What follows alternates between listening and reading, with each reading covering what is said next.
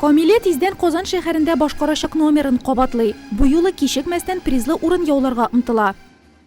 Этот диплом я получила, когда мы ездили на соревнования. Бу дипломны мин узган елны Казан шәһәрендә узган ярышларда алдым. Без март башында тагы спорт аэробикасы буенча ярышларга барабыз.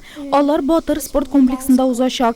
Без икенче яисә өченче урын алырга җыенабыз. Әзерләнәбез, үзебезне яхшы күрсәтергә тырышабыз. В спортивном комплексе Батыр. Спорт аэробикасына барлыгы 60 бала йөри. 5 төркемгә бүленгән гимнастлар арасында төрле физик әзерлектәгеләре бар. Полина әйтик 2нче ел шөгыльләнә, уңышлары да юк түгел.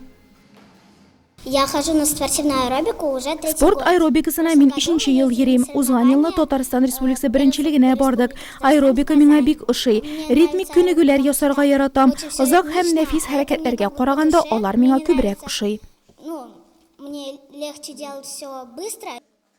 Яшь спортчыларны ярышларга тренерлары Илдус Садретдинов һәм Ксения Еремеева әзерли. Тиздән республика башкаласында Нурлат данын яклаячак 4 кызга таләпләр аеруча катгый, җаваплылык зур. Зәринә Бәширова да сынатмаска ниятли.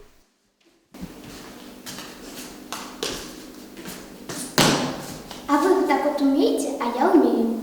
Раньше до этого я занималась хореографией Элек мин балалар сәнгать мәктәбендә хореография белән шөгыльләндем. Аны тәмамлагач, өйдә күңелсезләнеп утырганчы үземне аэробикада сынап карарга булдым. Ошап китте. Бу спорт төре бик ошый. Ул координация, көч, түземлекне, хәрәкәтчәнлекне үстерә. Бөтенесе дә бер спорт төрендә дип әйтер идем мин. Он развивает координацию, силу.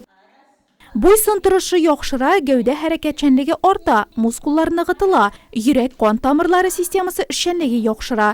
Фитнесның бу төре белән шөгыльләнергә теләүчеләрнең артуы Нурлатта спорт аэробикасының популярлыгы үсүе турында сөйли.